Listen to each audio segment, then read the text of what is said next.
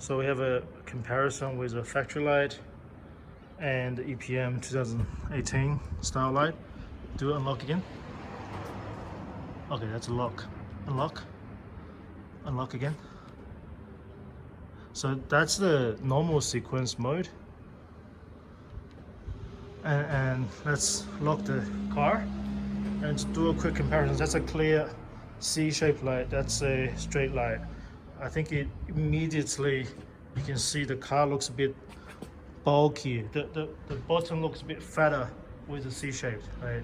So this one kind of look a bit dated now, straight away. So the running light, you can see the dots in here, but the C-shaped light is smoother. Well, in the video you can't really see it properly, but you can see there's no bits and pieces here, and here you can see all the lines here.